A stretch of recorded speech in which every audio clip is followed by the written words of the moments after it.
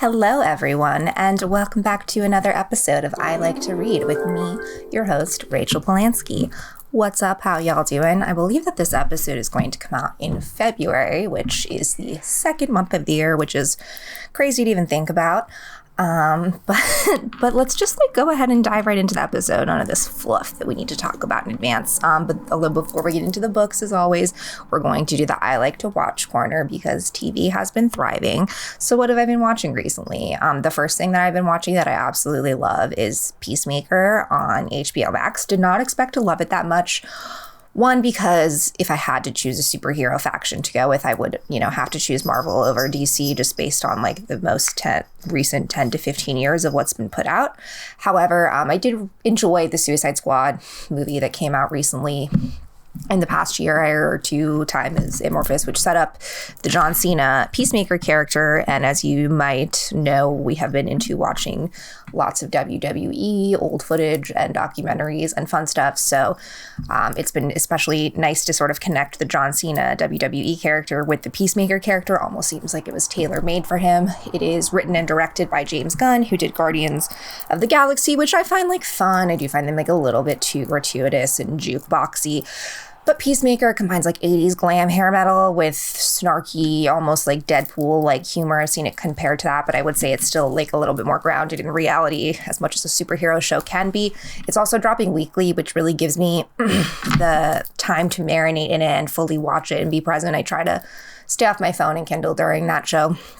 Speaking of which, there's a new episode out, which I might watch after this. Another great show that came out that I binged in 48 hours was Cheer Season 2 on Netflix. Who knew that a documentary about two random community colleges in Texas would make for such riveting television? But leave it to Netflix to find some inspiring teams and coaches. Season 1 focused on Navarro College and a little bit on their enemies or, their rivals, the Trinity Valley Community College. Season 2 takes everything from season 1, explores how fame and popularity can both hurt and help people in their, how fame can take a toll on you, how it can, boost your career. But also there's been some scandals that have come out in the cheer industry. So they, address those as much as they can. It's riveting television. Do you need to pay attention to every single moment? No. Do you sometimes wonder how they can still be attending college for so many years? Yes. Are there some loopholes that explain that? Probably yes as well. Is it entertaining? Most importantly, yes. The last show that I've been absolutely obsessing about, which I think I probably have talked about here before as one of my guilty pleasures, is This Is Us. We're on the final season, so they're pulling out all the stops. And there was an episode a couple weeks ago where Nikki had a flash forward to the woman that he's going to eventually fall in love with. I think her name was Edie.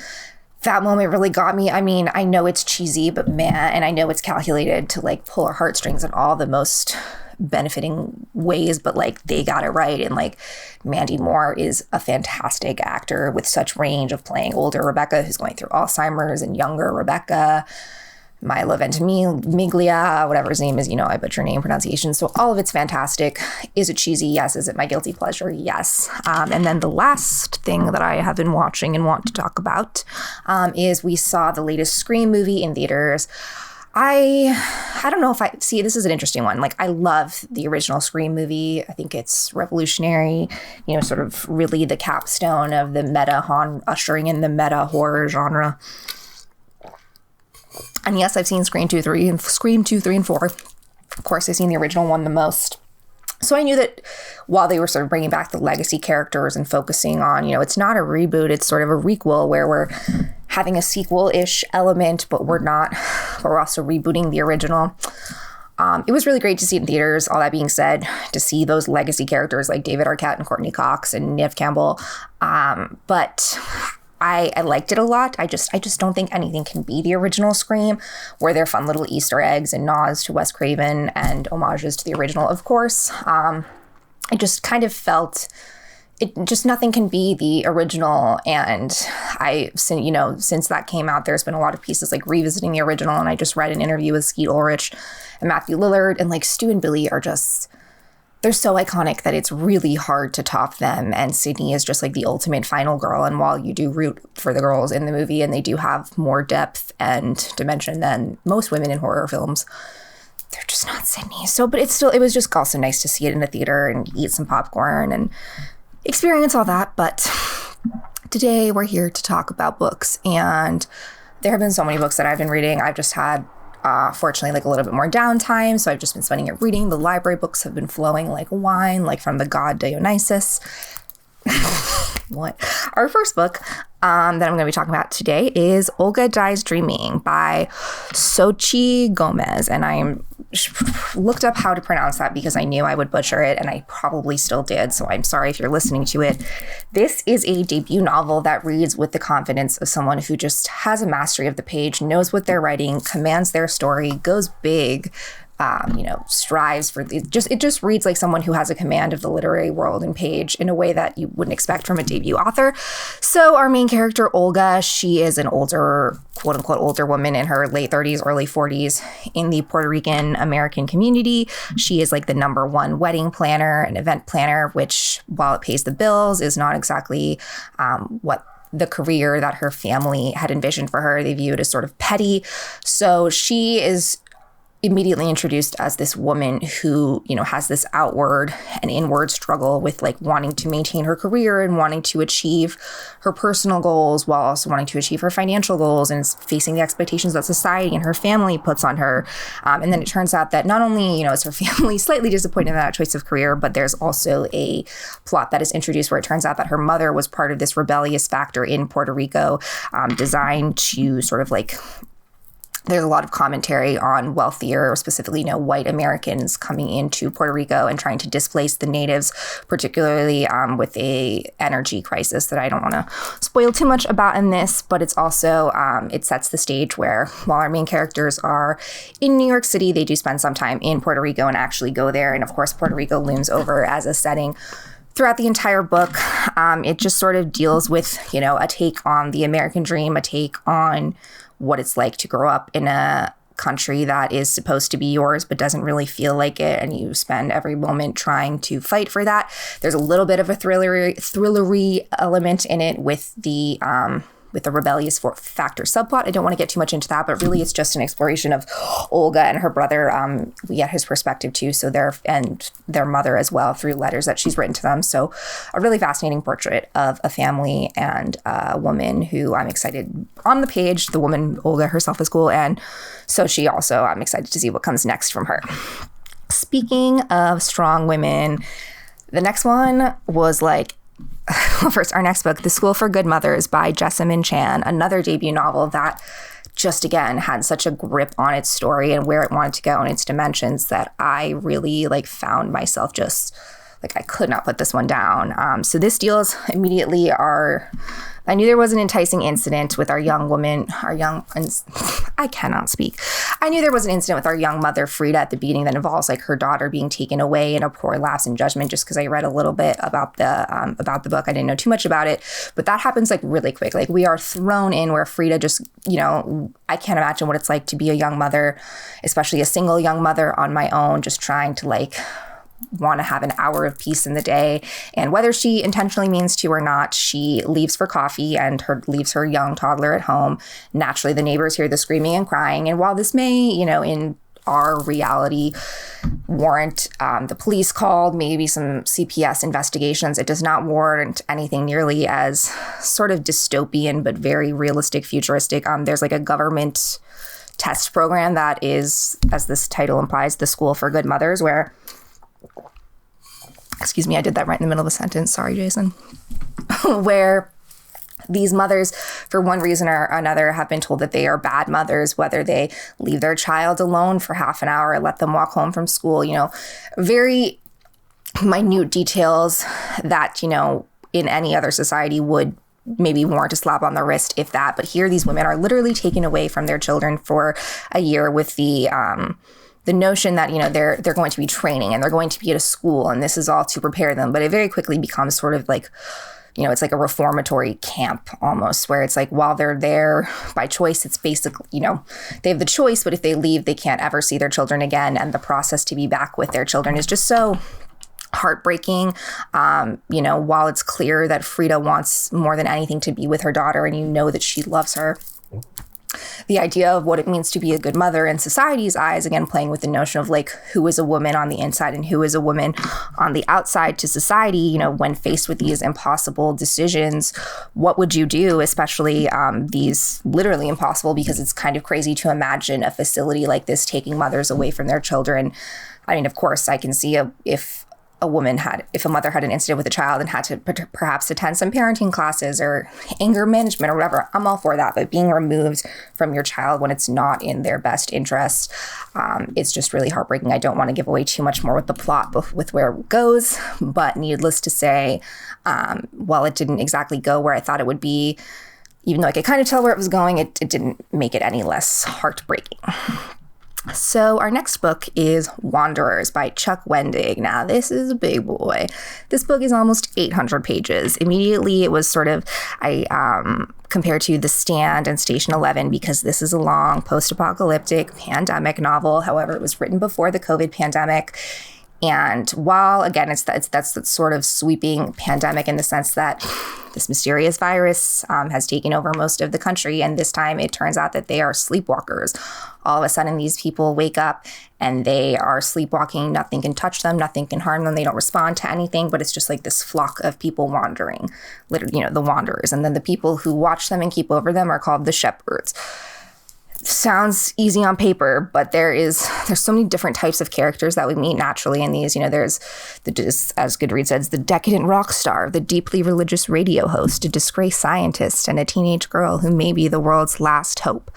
At times, again, it did feel a little bit long. It's 800 pages. So I would say the first 50 pages were a little bit sort of, okay, this girl's sister is affected by this. The virus is happening. Where's it going? But as soon as you get into the perspectives of the different characters and then see how they eventually come together, I was intrigued. It's definitely, it goes to show too, like how a society deals with a pandemic, especially one that's a lot more accelerated, one that has some potentially different implications with the virus and with the pandemic than something I'll just give the spoiler that the virus and pandemic itself is not necessarily something that was accidentally created in like a Chinese laboratory with a bat and a pig. So there's a little bit more nefarious intentions behind that. But in terms of the ways that the world comes together, especially when you have this flock of people as well, all really cool stuff. If you're a fan of Station 11, both the TV show or the book, if you're not too freaked out by pandemic stuff, or if you're more interested in reading like a severe post-apocalyptic novel and how the world comes back together and you're in for taking an 800-page journey, then this one is your jam.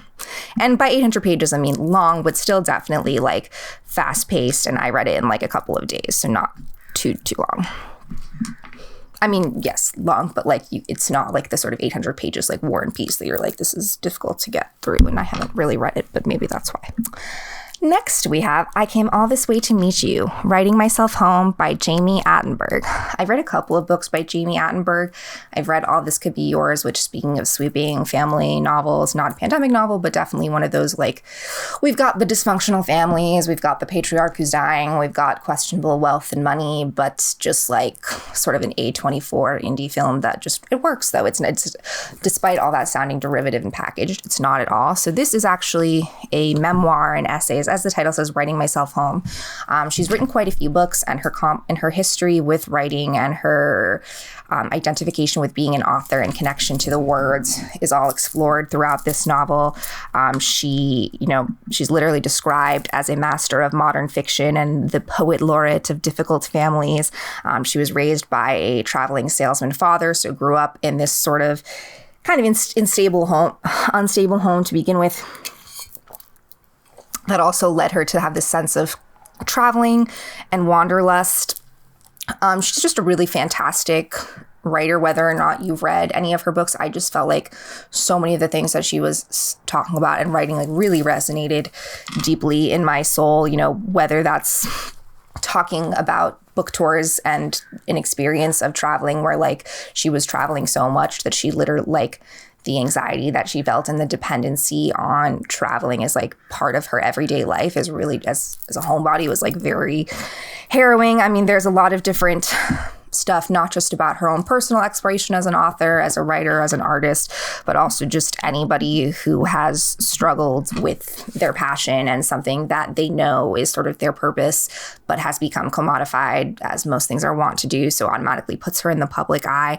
And again, there's that theme of struggling with the public and the private selves and the expectations that society places on us. But I love Jami. She talks a little bit about her first novel, which is The Middlesteins, and I actually hadn't read that, and that's sort of the one that started everything, and she alludes to a lot of the details in that too. I always find it fascinating where, like, she writes about a woman who's obese and she's not obese herself, so when people see her, they're like, well, you're not obese, and it's like, yeah, it's fiction, you know, she might have taken some of her own body image issues and put them onto the page, but that doesn't mean that, you know, just because you write about someone doesn't mean you're them. But that all being said, I got that from the library, and I'm excited to read that and anything else that Jami has coming.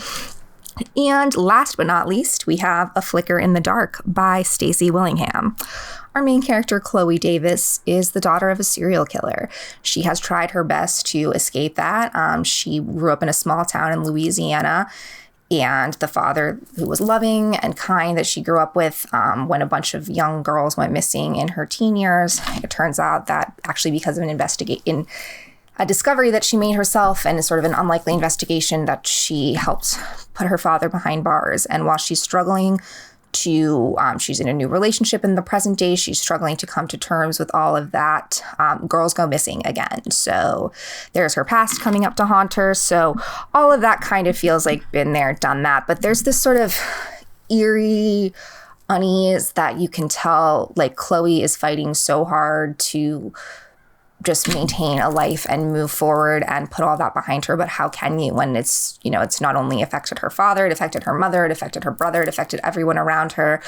She's in what seems to be a stable relationship, but of course, you know, can she trust him? There's doubts that other people are putting in her mind. So while it not only plays out with that thriller aspect as, you know, what happened with her father, because we sort of see flashbacks in the past, but there's not so much of a definite answer until the end, and the ending is spectacular, I will say. It's like, you think you know where it's going, but everything all makes sense. There's, again, that outward and inward appearance, although not so much with Chloe. I'll just say that she's not the killer. But a very promising, I think this is also a debut, and I really enjoyed not only the character exploration, but the mystery itself, and it stood apart to me as a mystery that I will keep in my mind and recommending to you right now. And again, excited to see what else comes from Stacy Willingham. So that all being said, make sure that you subscribe to me if you are not already on YouTube. Follow me on Apple Podcasts and Spotify. If you are just listening for the first time, it would mean so much to me if you could go ahead, even if you're listening on Spotify or watching on YouTube and not on Apple Podcasts, if you could go ahead over there and leave me a 5-star review. It means the world to me. Follow me on Instagram, Twitter, all that will be linked down below. Like me on Facebook. And the best way to stay in touch with me is follow me on Goodreads so you can see what I'm reading in real time. As always, let me know what you're reading. And until next time, how many times can I say reading? Stay reading. Bye.